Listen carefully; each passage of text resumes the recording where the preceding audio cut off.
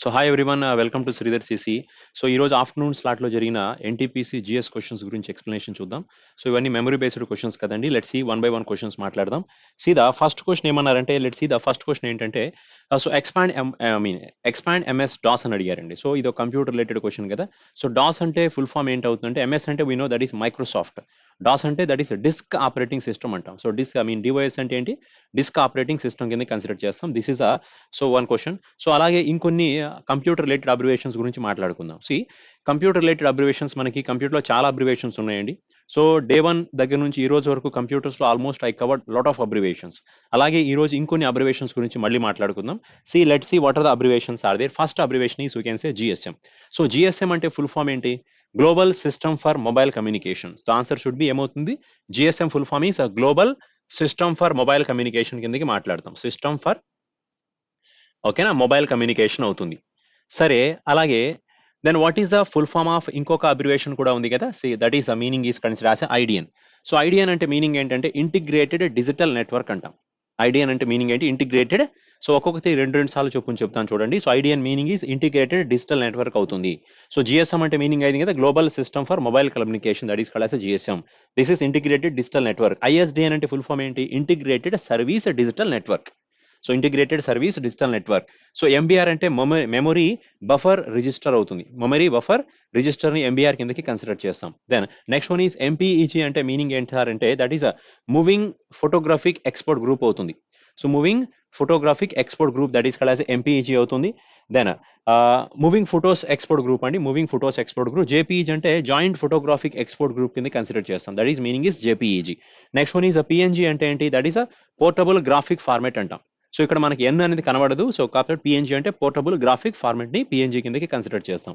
Next one is VCR అంటే video cassette recorder, that is VCR అవుతుంది. Next one snowball అంటే that is string oriented, ఓకేనా, symbolic language అంటాం, string oriented. So ఇక్కడ మనకి clear గా కనబడదండి. సో క్లియర్ గా మాట్లాడితే ఎస్ఎన్ అంటే స్ట్రింగ్ కిందకి మాట్లాడతాం. ఎస్ఎన్ అంటే ఎస్ క్యాపిటల్ అవుతుంది, స్ట్రింగ్ లో ఎన్ అనేది క్యాపిటల్ అవుతుంది. సో స్ట్రింగ్, ఓ అంటే ఓరియంటెడ్ అంటాం. బోల్ అంటే సింబాలిక్ అంటాం. సింబాలిక్ లాంగ్వేజ్ కింద కన్సిడర్ చేస్తాం. So answer should be string oriented and symbolic language అవుతుంది. ఎన్ఓఎస్ అంటే నెట్వర్క్ ఆపరేటింగ్ సిస్టమ్ అంటాం, network operating system. So these are the full forms of few words అండి. దెన్ నెక్స్ట్ క్వశ్చన్ ఒకసారి మాట్లాడదాం. So next point చూద్దాం. So which movie has won the Oscar awards in 2017 for the best picture category. 2017 సంవత్సరంలో జరిగిన Oscar awards లో ఏ మూవీకి best movie title ఏ మూవీకి వచ్చిందని అడుగుతున్నారు. The answer should be that is called as moon light. So moon light మూవీకి ఏదైతే ఉందో 2017 లో బెస్ట్ ఆస్కార్ అవార్డు రావడం జరిగిందని చెప్తాం అనమాట. మరి 2020లో ఏ మూవీకి బెస్ట్ ఆస్కార్ అవార్డు ఇచ్చారండి అంటే దట్ ఈస్ పారాసైట్ మూవీ అని చెప్తాం కదా. అలాగే 2018 కి చూడండి, అలాగే 2019 కూడా ఏ మూవీకి best actors award best movies awards ఏవచ్చో ఒకసారి చూసుకోండి. దెన్ సరే అలాగే ఇంకొక పాయింట్ ఏంటంటే మన ఇండియా నుంచి 2020 సంవత్సరంలో ఏ మూవీని ఆస్కార్ కి సెలెక్ట్ చేసుకున్నారండి అంటే ద ఆన్సర్ వచ్చి జల్లికట్టు మూవీ అంటాం. సో ఈ ఆస్కార్ అవార్డ్స్ అనేది స్టార్ట్ చేసిన దగ్గర నుంచి మన ఇండియాలో ఇప్పటి వరకు ఎన్ని మూవీస్ అనేది ఆస్కార్ కి నామినేట్ అయ్యాయి అంటే ప్రతి సంవత్సరం ఏదో ఒక మూవీని ఆస్కార్ కి పంపిస్తున్నారు, అంటే సెలెక్ట్ చేసి పంపిస్తున్నారు. కానీ వాటిలో ఇప్పటి వరకు ఆస్కార్ కి నామినేట్ అయిన మూవీస్ మూడే అండి. 1952లో ఒక మూవీ నామినేట్ అయింది, 1988లో ఒక మూవీ నామినేట్ అయింది, దెన్ 2001లో ఇంకొక మూవీ నామినేట్ చేశారు. సరే మదర్ ఇండియా అనే మూవీ 1952లో నామినేట్ చేశారండి. అలాగే సలాం బాంబే అనే మూవీని 1988లో నామినేట్ చేశారు. దెన్ 2001లో లగాన్ మూవీని నామినేట్ చేయడం జరిగింది. అంటే ఇప్పటి వరకు మన ఇండియా నుంచి ఆస్కార్కి నామినేట్ అయినవి మూడు సినిమాలు అనమాట. కానీ సార్ ప్రతి సంవత్సరం ఏదో ఒక మూవీని నామినేట్ చేసి పంపిస్తున్నారు కదంటే అది మనం నామినేట్ చేసుకున్నవి, ఆస్కార్ వాళ్ళు నామినేట్ చేసినవి కాదు. సో మనం ఒక మూవీని సెలెక్ట్ చేసి పంపించామండి. అది ఈసారి 2020లో జల్లికట్టు మూవీని మన సైడ్ నుంచి ఇండియా నుంచి రిప్రజెంటేషన్ ఆ మూవీ వెళ్ళడం జరిగింది. మరి అది ఎంతవరకు ఇదవుతుందో తెలియదండి. Let's see. బట్ ప్రజెంట్ ఇంతవరకు మూడే మూవీస్ ఆసారికి కంప్లీట్ గా లిస్ట్ వరకు వెళ్ళాయని చెప్పొచ్చు అనమాట. ఓకే, బెస్ట్ మూవీస్ కేటగిరీలో అని చెప్పొచ్చు. ఓకేనా. సరే అదే ఫారెన్ ఫిల్మ్ కేటగిరీలో 3 మూవీస్ నామినేట్ చేశారని చెప్తాం. ఇప్పటి వరకు మన ఇండియాలో ఆస్కార్ అవార్డ్స్ ఎంతమందికి వచ్చినాయండి అంటే వీ కెన్ సే టోటల్ 5 మెంబర్స్కి వచ్చాయి. 5 మెంబర్స్కి 6 అవార్డ్స్ వచ్చాయని చెప్తాం అనమాట. సో వాళ్ళలో ఒక పర్సన్ భాను అతియా అనే person first Oscar award winner అండి. సో 1983లో 1983 సంవత్సరంలో భాను అతియా అనే పర్సన్ కి ఫస్ట్ ఆస్కార్ రావడం జరిగింది. భాను అతియా. సో ఈ పర్సన్ కి ఫస్ట్ ఆస్కార్ అవార్డు రావడం జరిగిందని చెప్తాం అనమాట. ఎప్పుడండి అంటే 1983లో. సో 1982లో గాంధీ అనే ఒక మూవీ తీయడం జరిగింది, గాంధీ మూవీ. రిచర్డ్ ఆటన్బర్గ్ అనే పర్సన్ ఆ మూవీకి డైరెక్టర్ అనమాట. గాంధీ మూవీ 1982లో మహాత్మా గాంధీ గారి గురించి తీసిన సినిమా. ఇది బ్రిటిషర్స్ యూకే కంట్రీలో తీయడం జరిగింది. సరే ఆ మూవీకి ఎవరైతే కాస్ట్యూమ్ డిజైనర్ గా వర్క్ చేసిన మన ఇండియన్ పర్సన్ ఎవరైతే ఉన్నారో భాను అతియా, ఆవిడకి ఆస్కార్ అవార్డు ఫస్ట్ ఇవ్వడం జరిగింది. బట్ రీసెంట్ గా ఈ పర్సన్ చనిపోవడం కూడా జరిగిందండి. సో రీసెంట్ గా మరి 2009లో ఏఆర్ రెహమాన్ కి ఆస్కార్ అవార్డు, 2 ఆస్కార్ అవార్డ్స్ రావడం జరిగింది. సో ఏఆర్ రెహమాన్ తో పాటు ఇంకొక గుల్జర్ అనే ఒక పర్సన్ కూడా ఆస్కార్ అవార్డు ఇచ్చారు. ఏంటంటే జైహో సాంగ్ ఏదైతే ఉందో, జైహో సాంగ్ కి లిరిక్స్ రాసిన పర్సన్ ఎవరైతే ఉన్నారో అతని పేరు గుల్జర్. సో ఆ పర్సన్ కి ఏఆర్ రెహమాన్ కి కలిపి ఒక ఒక అవార్డు ఇచ్చారు. అలాగే ఇండివిజువల్ గా ఏఆర్ రెహమాన్ కి ఇంకొక అవార్డు రావడం కూడా జరిగింది. సో ఇప్పుడు వరకు మన ఇండియా నుంచి 2 సార్లు ఆస్కార్ అవార్డు తీసుకున్న పర్సన్ ఎవరంటే ఏఆర్ రెహమాన్. ఏ సంవత్సరం? 2009. ఏ మూవీ కండి అంటే స్లమ్ డాగ్ మిలినియర్ మూవీ చెప్తాం అనమాట. సరే నెక్స్ట్ క్వశ్చన్ ఒకసారి మాట్లాడదామండి. Let's see the next point. So what is the annual financial assistance given to the eligible farmers under the PM Kisan scheme? So ప్రధానమంత్రి Kisan Yojana programme కింద ఎంత ఫైనాన్షియల్ అసిస్టెన్స్ అనేది, ఎంత ఫైనాన్షియల్ సపోర్ట్ అనేది ఫార్మర్స్ కి ఇవ్వడం జరుగుతుంది అని చెప్తున్నారండి. సో ఈ స్కీమ్ స్టార్ట్ చేసిన ఎప్పుడు అంటే 2019లో స్టార్ట్ చేశారు. That is in February 1st అంటే ఫిబ్రవరి 1st బడ్జెట్ ఏదైతే రిలీజ్ చేశారో దాంట్లో ప్రధానమంత్రి కిసాన్ సమ్మాన్ నిధి యోజన గురించి మాట్లాడడం జరిగింది. సో ఎగ్జామినేషన్స్ లో అడగొచ్చండి, what is the full form of PM Kisan అని అడగొచ్చు. ద ఆన్సర్ షుడ్ బి ప్రధానమంత్రి కిసాన్ సమ్మాన్ నిధి యోజన గురించి మాట్లాడతాం అనమాట. సరే ఇప్పుడు ఇంకొక పాయింట్ ఏంటంటే ఈ ప్రోగ్రామ్ ఎప్పుడు స్టార్ట్ చేశారంటే ఆల్రెడీ చెప్పాను కదా, 2019 ఫిబ్రవరి 1st ఈ ప్రోగ్రామ్ ని స్టార్ట్ చేశారు. That is Narendra Modi start చేయడం జరిగింది. Through this programme the government of India has giving the 6,000 rupees per year only. 6,000 రూపాయలు ఫార్మర్స్ బ్యాంక్ అకౌంట్ లోకి వేయడం జరుగుతుంది అని చెప్పామన్నమాట. ఇంతకుముందు ఈ క్వశ్చన్ గురించి మీ క్లాస్ లో మాట్లాడానండి. అండ్ ఇంకొక క్వశ్చన్ ఏం చెప్పొచ్చు అంటే, సో అంత ప్రధానమంత్రి కిసాన్ సమ్మాన్ నిధి యోజన ప్రోగ్రామ్ కింద ద గవర్నమెంట్ ఆఫ్ ఇండియా అనేది ఓకేనా బడ్జెట్ లో 2019 బడ్జెట్ లో ఎంత అమౌంట్ ఆఫ్ మనీ అలొకేట్ చేశారండి అంటే we can say the answer should be that is we can say 20,000 crores ఏవైతే ఉన్నాయో first announcement that is 75,000 crores amount of money first announcement pass చేయడం జరిగింది. ఎప్పుడు అంటే that is 2019 February 1st launch చేసిన budget లో 75,000 crores అలొకేటెడ్ ఫర్ ద ప్రధానమంత్రి కిసాన్ సమ్మాన్ నిధి యోజన అని చెప్తాం అనమాట. ఓకేనా. సో అలాగే అదేనా government of India is also giving some more schemes. ఇంకా గవర్నమెంట్ ఇంకొన్ని స్కీమ్స్ ని స్టార్ట్ చేయడం కూడా జరిగింది అండ్ ప్రీవియస్ గా. So what type of schemes are there? Then already తెలిసింది కదా PMJDY. So what about the PMJDY means that is called Pradhan Mantri Jan Dhan Yojana. This is bank account program అని చెప్తాం. So what is this scheme was started in 2014లో start చేశారు. This is especially this scheme has created the Guinness world record కూడా create చేసింది. చాలా తక్కువ టైంలో ఎక్కువ బ్యాంక్ అకౌంట్స్ ఇచ్చారనమాట. ఓకేనా. సరే and one more point, the theme this scheme is ఈ స్కీమ్ యొక్క థీమ్ అనొచ్చు లేదా ట్యాగ్ లైన్ ఏంటి అంటే దట్ ఈస్ మేరా ఖాతా భాగ్య విధాత. సో మేరా ఖాతా అంటే my bank account. So my bank account, మేరా భాగ్య విధాత అంటే దట్ ఈస్ ఫేట్ అనమాట. So my bank account is my fate. So ఓకేనా, my bank account is my god అని చెప్పొచ్చు అనమాట. అది దీని యొక్క థీమ్ కిందకి మాట్లాడతాం. అలాగే ప్రధానమంత్రి సురక్ష బీమా యోజన ఒక స్కీమ్ కూడా స్టార్ట్ చేయడం జరిగింది. సో ఇవన్నీ స్కీమ్స్ 2015లో స్టార్ట్ చేశారు ఈ స్కీమ్ ని. సో దిస్ ఈస్ వాట్ అంటే ప్రధానమంత్రి సురక్ష బీమా యోజన అనేది ఒక యాక్సిడెంటల్ ఇన్సూరెన్స్ కిందకి మాట్లాడతాం. యాక్సిడెంటల్ ఇన్సూరెన్స్ అనమాట. దెన్ అలాగే ప్రధానమంత్రి Jeevan Jyoti Bima Yojana program is there. So this scheme is especially for the life insurance program అని చెప్తాం. This is life insurance program and this is accidental insurance program అని చెప్తాం. అండ్ రాబోయే స్లైడ్స్ లో వీటి గురించి మీకు ఎగ్జామినేషన్స్ లో ఇదే పేపర్ లో అడగడం జరిగింది. Especially asked the question related to Pradhan Mantri Suraksha Bima Yojana గురించి అడిగారండి. And this scheme has giving how much of accidental insurance అంటే we can say the answer should be that is 2 lakh rupees of accidental insurance అనేది provide చేయడం జరుగుతుందని చెప్తాం. And ఈ scheme కి ప్రధానమంత్రి సురక్ష బీమా యోజనకి మనం కట్టే ప్రీమియం ఎంత అని ఎగ్జామ్ లో క్వశ్చన్ అడగొచ్చు. మనం కట్టే ప్రీమియం ఎంత అండి అంటే we can say that is 12 rupees per annum. సంవత్సరానికి 12 రూపాయలు కడితే సరిపోతుంది.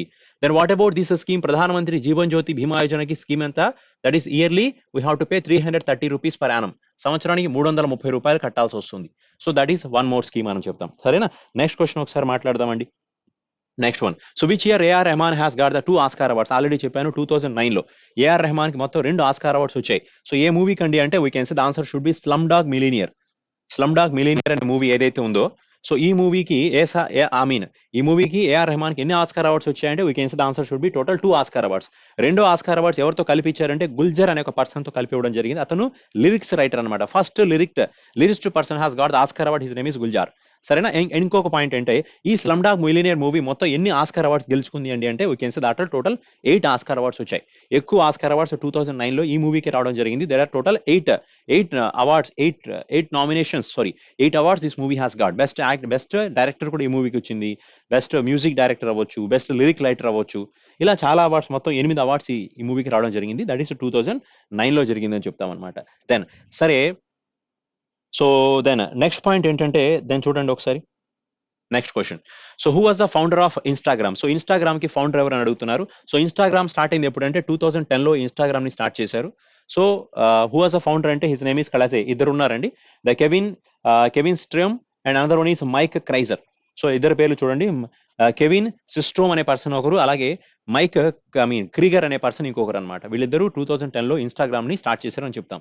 మరి ఫేస్బుక్ ని ఎవరు స్టార్ట్ చేశారండి అంటే we can say the answer should B. So Facebook ని స్టార్ట్ చేసిన పర్సన్ మార్క్ జూకర్ బెర్గ్ అంట. So mark జూకర్ బెర్గ్.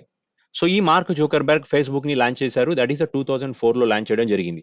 అలాగే వాట్సాప్ ని ఎవరు స్టార్ట్ చేశారండి అంటే వాట్సాప్. సో వాట్సాప్ ని స్టార్ట్ చేసిన పర్సన్ పేరు జాన్ కౌమ్ అనే పర్సన్. సో జాన్ కౌమ్ అనే పర్సన్ వాట్సాప్ ని స్టార్ట్ చేశారు. That is in the year of 2009లో అని చెప్తాం అన్నమాట. 2009లో వాట్సాప్ ని జాన్ కౌమ్ స్టార్ట్ చేయడం జరిగింది. తర్వాత 2014లో దీన్ని దట్ ఈస్ ఫేస్బుక్ వాళ్ళు ఎక్వైర్ చేయడం కూడా జరిగిందంట. జాక్ డార్సే అనే పర్సన్ స్టార్ట్ చేసింది దేని అంటే ట్విట్టర్ ఫౌండర్ ఎవరు? Who is a founder of Twitter? That is Jack Dorsey. Jack Dorsey is a founder of Twitter అండి. Jock Dorsey is a founder of Twitter. So this Jock Dorsey has started the Twitter in the year of 2006. 2006 సంవత్సరంలో ఇతను Twitter ని start చేయడం జరిగింది. So Twitter as in all the social networking platform, WhatsApp is also one of the social networking platform, and Facebook is also one of the social networking, and Instagram is also one of the social networking అంట. And Riggs Hoffman అనే person, Rig Hoffman. So ఈ person Rig Hoffman అనే person ఏని launch చేశారండి అంటే we can say that is LinkedIn. So Linked యొక్క founder ఎవరు అండి అంటే LinkedIn. So LinkedIn founder is we can say his name is కలాజ్ a his name is Rig Hoffman అని చెప్తాం. Rig Hoffman. So this person has launched the that is LinkedIn. So ఈ Hoffman అనే person linked in ఎప్పుడు start చేశారండి అంటే we can say the answer should B 2002. అంటే ఇవి start చేసింది ఎప్పుడోనండి, కానీ ఇవి అప్డేట్ అయ్యేటప్పటికి, అప్డేట్ అంటే మనకి తెలిసేయడానికి టైం పట్టింది అనమాట. సో మీకు ఫేస్బుక్ అనేది 2004 నుంచే ఉంది, బట్ మనకి బాగా వెల్ నోన్ అయింది 2008-2010 ఆ టైంలో బాగా తెలుసు. సో వాట్సాప్ 2009 నుంచే ఉంది, but we got it become very famous in the year of 2014. ఆ టైంలో బాగా ఫేమస్ అయిందని చెప్తాం. ఇప్పుడు అది ఎప్పుడైతే ఫేమస్ అవుతుందో ఆ టైంలోనే మార్క్ జూకర్బర్గ్ వాట్సాప్ ని పర్చేస్ చేయడం జరిగింది. అలాగే ఇన్స్టాగ్రామ్ డెవలపర్ కూడా it is also belongs to Facebook అనే చెప్తాం. Instagram, WhatsApp both are belongs to Facebook. So Twitter is a separate platform, LinkedIn separate platform అని చెప్తాం అనమాట. సరేనా? సో వీటికి సంబంధించిన పర్సన్స్ పేర్లు ఒకసారి గుర్తుపెట్టుకోండి. ఎందుకంటే ఇప్పుడు ఇన్స్టాగ్రామ్ అడిగాడు, రేపు ఫేస్బుక్ అడగడానికి గ్యారెంటీ ఏముంది చెప్పండి? ఫేస్బుక్ అడగొచ్చు, లేకపోతే వాట్సాప్ అడగొచ్చు, దాని లింక్డ్ ఇన్ అని అడగొచ్చు. ఎందుకంటే ఇప్పుడు పాపులర్ సోషల్ నెట్వర్కింగ్ సైట్స్ ఇవే కాబట్టి వీటిలో ఏదో ఒక క్వశ్చన్ కన్ఫర్మ్ అడగడానికి స్కోప్ ఉంది. I said all the 5 social networking sites గురించి చెప్పానండి. సో ఇంతకుముందు మనకి సాఫ్ట్వేర్ కంపెనీస్ యొక్క ఫౌండర్స్ అడిగారు, సిఇఓస్ అడగడం కూడా జరిగింది. సరే ఇప్పుడు చూద్దాం. లాలా లజపతి రాయ్ చనిపోయారు కదా. Lala Lajpat Rai was died. So ఏ మూమెంట్ వల్ల ఈ పర్సన్ చనిపోవడం జరిగింది అండి? దేనికి అగైనెస్ట్ గా ఇతను ఉద్యమం చేసినందుకు చనిపోయారండి అంటే, సో లాలా లజపతి రాయ్ 1927లో ఏదైతే సైమన్ కమిషన్ ఇండియాకి రావడం జరిగిందో, సో దీనికి అగైనెస్ట్ గా గో బ్యాక్ సైమన్ అనే ఒక ఉద్యమం స్టార్ట్ చేయడం జరిగింది. సో ఈ గో బ్యాక్ సైమన్ అనే ఉద్యమం స్టార్ట్ చేసిన తర్వాత 1928 ఈ టైంలో సో లాఠీ చార్జ్ చేశారండి. సో లాఠీ చార్జ్ లో ఈ పర్సన్ లాలా లజపతి రాయ్ చనిపోవడం జరుగుతుంది. ఓకేనా? సరే, దెన్ ఇప్పుడు ఈ ఇన్సిడెంట్ ఎక్కడ జరిగింది, ఎక్కడ అండి అంటే then so Simon commission incident జరిగిన తర్వాత లాలా లజపతి రాయ్ వాజ్ డైడ్ అని చెప్తాం అనమాట. సో ఇప్పుడు అడిగిన క్వశ్చన్ ఏదంటే Lala Lajpat Rai died in which moment? So the answer should be that is go back Simon, or you can say Simon go back అంటామండి. ఓకేనా? సరే, దెన్ నెక్స్ట్ పాయింట్ ఏంటంటే, and the Lala Lajpat Rai is one of the person, ఇతనికి పంజాబ్ కేసరి అనే title కూడా ఉందని చెప్తాం. He have the Punjab Kesari title, and we can say the Lala Lajpat Rai కి, and he started the so many types of newspapers. Punjabi అనే ఒక న్యూస్ పేపర్ ని కూడా లాలా లజపతి రాయ్ స్టార్ట్ చేశారని చెప్తామండి. అండ్ ఓకేనా? సో లాల్ బాల్ పాల్ లో ఇతను కూడా ఒక మెయిన్ పర్సన్ అని చెప్తాం. లాలా లజపతి రాయ్, బిపిన్ చంద్రపాల్, బాల్ గంగాధర తిలక్ అంటాం కదా. సో వాళ్ళలో ఈ పర్సన్ కూడా ఒక ఫేమస్ పర్సన్స్ అని మాట్లాడతాం అనమాట. అలాగే ఆర్య సమాజ్ అనే పుస్తకాన్ని రాసింది కూడా లాలా లజపతి రాయ్నే. Arya Samaj, the book was written by Lala Lajpat Rai only. అలాగే the United States of America a Hindu impression, United States of America a Hindu impression అనే బుక్ రాసింది కూడా లాలా లజపతి రాయ్నే. సో ఏ బుక్స్ చెప్పానండి? That is Arya Samaj. So Arya Samaj book was written by this person only. The United States of America అని USA కింద రాస్తున్నారు. The United States of America a Hindu impression, Hindu impression ఈ బుక్ రాసింది కూడా లాలా లజపతి రాయ్ గురించి మాట్లాడతాం అనమాట. ఓకేనా? సరే, నెక్స్ట్ పాయింట్ చూద్దామండి. Next one is that is called as a, so which amendment did Sikkim became the part of India? So ఏ అమెండ్మెంట్ ద్వారా సిక్కిం ఇండియాలో ఒక పార్ట్ గా చేశారండి అని చెప్తాం. సో 1975లో based on the 36th amendment of 1975 అని చెప్తాం. 36th amendment of 1975. So through this amendment only Sikkim was included in the part of India అని చెప్తాం అనమాట. సరేనా, అంతవరకు ఈ సిక్కిం అనేది చోగ్యాల్ అని ఒక డైనాస్టిక్ కంట్రోల్లో ఉండేది. తర్వాత దీన్ని 36th amendment ద్వారా 1975 సంవత్సరంలో దీన్ని ఇండియాలో ఒక స్టేట్ కిందకి ఇంక్లూడ్ చేశారు. So this is become the 22nd state of India అంటాం. Sikkim is a 22nd state of India. అలాగే ఇంకొక పాయింట్, వెరీ ఇంపార్టెంట్ పాయింట్ చెప్దామండి. సో ఏంటి ఆ క్వశ్చన్ అంటే so based on which amendment of Indian constitution the Delhi was declared as a national capital territory. So ఏ amendment ద్వారా ఢిల్లీని నేషనల్ క్యాపిటల్ టెరిటరీ కింద డిక్లేర్ చేశారని క్వశ్చన్ అడగొచ్చండి. The answer should be, we can సే, ఆ ఆన్సర్ ఏది అంటే based on the 69th amendment of 1991. Based on the 69th amendment of 1991, the Delhi was declared as a union capital territory కిందకి మాట్లాడతాం అనమాట. So అది ఏ amendment అవుతుందంటే 69th amendment కిందకి మాట్లాడతాం. దెన్ అలాగే ఏ అమెండ్మెంట్ ద్వారా గోవాని డామన్ని ఇండియాలో ఇంక్లూడ్ చేశారండి అంటే we can say that is the 12th amendment of Indian Constitution. 12th amendment ఏదైతే ఉంటుందో, so okay sorry, the 12th amendment of 1962, the Goa and Delhi. So Goa and Daman and not Delhi, Daman. So both are included in the Indian Constitution based on the 12th amendment of 1962 అని చెప్తాం అనమాట. So Sikkim is 36th amendment అవుతుంది. Delhi capital territory 69th amendment అవుతుంది. That is Goa and Daman has included based on the 12th amendment of Indian constitution. మరి అలాగే language ని base చేసి state ని డివైడ్ చేయొచ్చు అని చెప్పిన అమెండ్మెంట్ ఏది అంటే that is seventh amendment of 1956 అవుతుంది అనమాట. This is a 7th amendment. దీన్ని బేస్ చేసి లాంగ్వేజ్ ని బేస్ చేసి స్టేట్ డివైడ్ చేసుకొని చెప్పారు. సో లాంగ్వేజ్ ని బేస్ చేసి స్టేట్ డివైడ్ చేయాలని ఫస్ట్ ఏ కమిటీ వేశారండి అంటే the answer should be S K Dhar commission అండి. సో ఎస్కే ధర్ అనే కమిషన్ ఎప్పుడు వేశారండి అంటే 1947లో వేయడం జరిగింది. బట్ ఈ కమిషన్ సపోర్ట్ చేయలేదు. తర్వాత 1954 ఫజల్ అలీ కమిషన్ అనేది లాంగ్వేజ్ ని బేస్ చేసి స్టేట్ డివైడ్ చేయాలని చెప్పిందని చెప్తాం అనమాట. సరేనా, ఇవి ఇంపార్టెంట్ అమెండ్మెంట్స్ అవుతాయండి. సరేనా, నెక్స్ట్ పాయింట్ ఒకసారి చూద్దామండి. So which article has won the which artist has won the Padma Bhushan award in 2020. 2020 సంవత్సరంలో జరిగిన పద్మభూషణ్ అవార్డ్స్ ఏవైతే ఉన్నాయో 2020లో మొత్తం 16 మందికి పద్మభూషణ్ అవార్డ్, పద్మభూషణ్ అండి, ఇది నాట్ విభూషణ్. అలాగే పద్మభూషణ్ అవార్డు ఇచ్చింది 7గురికి, పద్మ విభూషణ్ అవార్డు ఇచ్చింది విభూషణ్.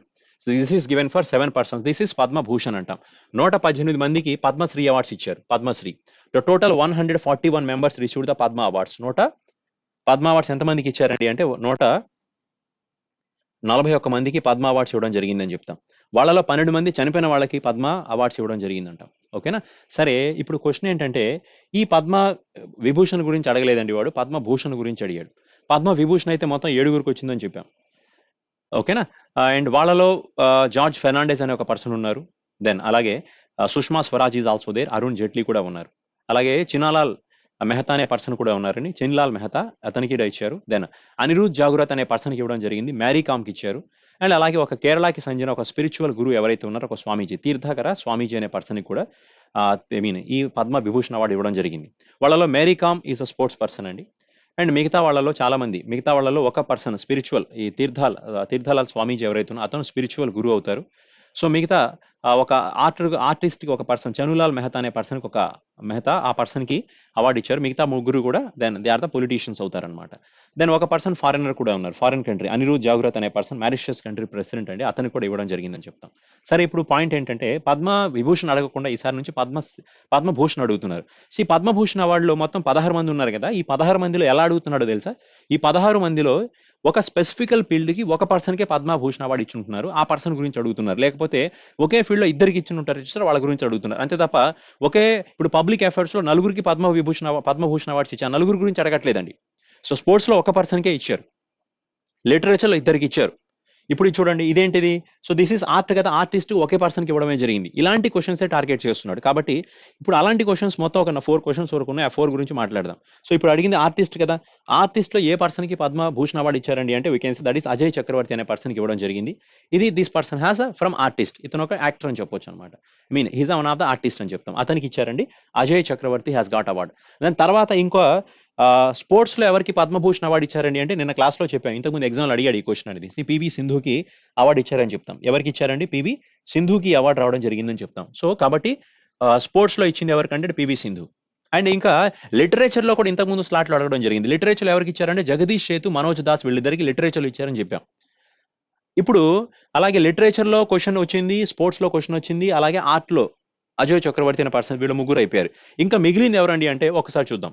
మేబీ నెక్స్ట్ స్లాట్స్ లో అడగడానికి స్కోప్ ఉంది. జాగ్రత్తగా చూడండి అమ్మా. సో నెక్స్ట్ స్లాట్ లో అడగొచ్చండి. ట్రేడ్ అండ్ ఇండస్ట్రీలో పద్మభూషణ్ అవార్డు ఎవరికి ఇచ్చిందని అడగొచ్చు. ఎందుకంటే ట్రేడ్ అండ్ ఇండస్ట్రీలో ఒకే పర్సన్ కి ఇచ్చారు. ఆ పర్సన్ ఎవరండి అంటే హిజ్ నేమ్ ఈస్ కళాసే వేణు శ్రీనివాసన్కి ఇవ్వడం జరిగింది. తర్వాత లిటరేచర్ ఆల్రెడీ అయిపోయింది. స్పిరిచువలిజం అడగొచ్చండి. స్పిరిచువలిజంలో ఒక్క పర్సన్కే పద్మభూషణ్ అవార్డు ఇచ్చారు. ఆ పర్సన్ పేరు ఏంటంటే బాలకృష్ణ దోషి అనే పర్సన్కి ఇచ్చారు. అలాగే ద నెక్స్ట్ వన్ వచ్చేటప్పటికి సోషల్ వెల్ఫేర్ లో ఇద్దరికి వచ్చింది పద్మభూషణ్ అవార్డు అండి. ఎవరిద్దరు వాళ్ళు? ఒక పర్సన్ పేరు కృష్ణమలాల్ జగన్నాథన్ అనే పర్సన్ ఒకరు, అలాగే అనిల్ ప్రకాష్ జోష్ అనే పర్సన్ ఒకడనమాట. వీళ్ళిద్దరికి కృష్ణమనాల్ జగన్నాథన్ అండ్ అనిల్ ప్రకాష్ జోష్ వీళ్ళిద్దరికి దేంట్లో ఇచ్చారండి అంటే సోషల్ వెల్ఫేర్ లో ఇచ్చారు. ఇంకా మిగిలింది పద్మభూషణ్ లో మిమ్మల్ని క్వశ్చన్ అడిగితే గనక మేబీ ఒక ఛాన్స్ వేణు శ్రీనివాసన్ ఇది ఒక ఆప్షన్, బాలకృష్ణన్ జోషి స్పిరిచువలిజంలో, దెన్ అలాగే సోషల్ వెల్ఫేర్లో. మేబీ నెక్స్ట్ స్లాట్స్ లో ఈ మూడు క్వశ్చన్ మీద అడగడానికి టార్గెట్ ఉండొచ్చు. ఎందుకంటే సింగిల్ పర్సన్స్ అలాగే ఇద్దరికి ఇచ్చింది ఈ ఫీల్డ్ లోనే తప్ప మిగతా అందరూ కూడా ఒక్కో దాంట్లో నలుగురు చొప్పున ఉన్నారండి. సో ఆ జోలికి వాడైతే వెళ్ళడు మాక్సిమం. మరి కాన్సన్ట్రేషన్ చేసి ఈ ఏరియానే టార్గెట్ చేసుకోవాలి. సో కాబట్టి ట్రేడింగ్ ఇండస్ట్రీస్ కి అయితే we can say Venu Srinivasan, spiritualism the person means Balakrishna Joshi, and social welfare Krishnammal Jagannathan and Anil Prakash Josh is for the social welfare అని చెప్తాం. సరేనా? నెక్స్ట్ క్వశ్చన్ ఒకసారి చూడండి. నెక్స్ట్ వన్, పద్మ అవార్డ్స్ ఎప్పుడు స్టార్ట్ చేసిన ఎగ్జామ్లో అడిగితే 1954 అని ఆన్సర్ చేయాలి. సో నెక్స్ట్ క్వశ్చన్ చూడండి. And who introduce the policy of paramountcy అనే పాలసీని ఎవరు ఇంట్రడ్యూస్ చేశారని చెప్తున్నారండి. సో దట్ ఈస్ 1883 ఆ టైంలో అనమాట. ఎవరు ఇంట్రడ్యూస్ చేశారండి ఈ పాలసీని అంటే we can say the governor general Lord Hastings అనే పర్సన్ అండి. లార్డ్ హెస్టింగ్స్ అనే పర్సన్, ఓకేనా, లార్డ్ హెస్టింగ్స్ అనే పర్సన్ ఈ పాలసీని ఇంట్రడ్యూస్ చేశారని చెప్తాం. 1833 ఆ టైంలో అనమాట. So the person has who అంటే హిజ్ నేమ్ ఈస్ కళాజ్ లార్డ్ హెస్టింగ్స్ అనే పర్సన్. పారామౌంటసీ అంటే that is nothing but authority అంటాం. So paramountcy meaning is consider as authority or you can say supreme powers అనే మీనింగ్ అనమాట. ఇది start చేసింది lord Hastings అనే పర్సన్ అండి. అదే దట్ ఈస్ 1830s ఆ టైంలో అనమాట. ఓకేనా? సరే, ఐ మీన్ 1830s అంటే ఆల్మోస్ట్ 1823 అరౌండ్ 1823 నుంచి 30 ఆ టైం మధ్యలో ఈ ప్రోగ్రామ్ ని స్టార్ట్ చేశారని చెప్తాం. సరే, ఎందుకంటే ఆ టైంలో ఇతనే గవర్నర్ జనరల్ గా ఉన్నారు కాబట్టి లార్డ్ హెస్టింగ్స్ అని చెప్తామండి. ఓకేనా? సార్ నెక్స్ట్ పాయింట్ ఒకసారి చూడండి. నెక్స్ట్ క్వశ్చన్ ఏంటంటే so when was the world wildlife day was celebrated? World wildlife day ఎప్పుడు సెలబ్రేట్ చేస్తారని క్వశ్చన్ అడిగారు. So the answer should be that is wild life day ఎప్పుడు అండి అంటే we can say the point should be March 3 అని చెప్తాం. So 3rd of March is consider as March 3 ని wild life day అంటాం. ఇదే రోజున నేషనల్ డిఫెన్స్ డే కూడా ఉంది. National defence day. So national defence day కూడా సెలబ్రేట్ చేస్తాం. సో ఈ నేషనల్ డిఫెన్స్ డే కొన్ని చోట్ల మీకు సెప్టెంబర్ 6 అని కనబడుతుంది. కానీ ఆ సెప్టెంబర్ 6 చేసేది మన ఇండియాలో నేషనల్ డిఫెన్స్ డే కాదు, అది పాకిస్తాన్లో చేసే నేషనల్ డిఫెన్స్ డే అవుతుంది. సో మనకైతే ఆన్సర్ షుడ్ బి వచ్చేటప్పటికి March 3వ తారీఖు కిందకి చెప్తాం అనమాట. ఇలాగే మార్చ్ మంత్ లో ఉన్న ఇంకొన్ని ఇంపార్టెంట్ డేట్స్. March 4th మనం నేషనల్ సేఫ్టీ డే కింద సెలబ్రేట్ చేస్తాం. నేషనల్ సేఫ్టీ డే ఏ రోజు అవుతుందంటే March 4వ తారీఖున అవుతుంది. అంటే ఈ రోజున రోడ్ అండ్ ట్రాఫిక్ రూల్స్ గురించి అనమాట. సేఫ్టీ అంటే వాళ్ళు చెప్పేది traffic polices are saying about the safeties and rules. ఓకేనా? అలాగే March 8 చెప్పొచ్చు. March 8 చాలా ఇంపార్టెంట్ డేట్స్ కదా. That is international women's day. International women's day is March 18 అంటాం. సారీ, March 8 అండి, నాట్ 18, March 8 అనమాట. సరే, what is the importance of 15th of March ఏమవుతుందంటే this is called as a international consumer rights day అవుతుంది. International consumer rights day రోజు 15th of March consider చేస్తాం. అలాగే we can say and అలాగే March 20 we can say world sparrow day. World sparrow day ఏ రోజు అవుతుంది? March 20 అవుతుంది. ఇదే రోజున వరల్డ్ పోయిట్రీ డే కూడా చెప్తాం. So world that is consider March 20 is sparrow day. ఇదే రోజున వరల్డ్ హ్యాపీనెస్ డే కూడా March 20 కన్సిడర్ చేస్తాం. సరే, నెక్స్ట్ వన్ వచ్చేటప్పటికి March 20 is also consider international day for elimination of racial discrimination. So international day for elimination of racial discrimination is also March 20 అవుతుందండి. అలాగే March 21 importance ఏంటి అంటే చూడండి, March 20కి 3 ఇంపార్టెన్స్. ఒకటి వరల్డ్ స్పారో డే, అలాగే world poetry day, not happiness అండి, poetry day అని చెప్తాం. World poetry day is also March 20. అలాగే March 20 ఇంకోటి ఏంటి? International day for elimination of racial discrimination. అలాగే March 21 ఇంపార్టెన్స్ ఏంటి? March 21 world forest day and world happiness day. Forest day, happiness day రెండు March 21 అవుతాయి. ఇదైతే స్పారో డే అవుతుంది, poetry day అవుతుంది, international day for elimination of racial discrimination అవుతుంది. So March 23 ఏమవుతుందంటే 22 ఇది వాటర్ డే అనమాట, world water day. So March 23 ఏమవుతుంది? వరల్డ్ మెట్రలాజికల్ డే అంటాం. March 24 ఏమవుతుంది? వరల్డ్ టీబీ డే అంటాం. వరల్డ్ టీబీ డే అవుతుంది అనమాట. ఒకసారి చూడండి మళ్ళీ. So March 3 is that is world wildlife day, national defence day. March 4 national safety day, and March 18 is International Women's Day. March 15 is International Consumer Rights Day. So March 20 is, you can say, that is World Sparrow Day and World Poetry Day and International Day of Elimination of Racial Discrimination. The 24th is TB Day, 23rd is Meteorology Day, 22nd is Water Day, 21st is Forest Day and Happiness Day. Okay na? So these are the important dates, a few important dates of March month andi. The next question చూద్దాం, what is the minimum age and maximum age of Atal Pension Yojana? So Atal Pension Yojana program కూడా 2015లోనే start చేశారు.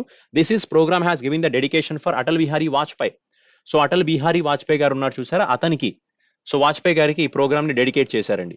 So Vajpayee, Atal Bihari Vajpayee has giving dedication for this program. So ఈ program దేని గురించి అంటే this program has mainly especially for pension program అని చెప్తాం.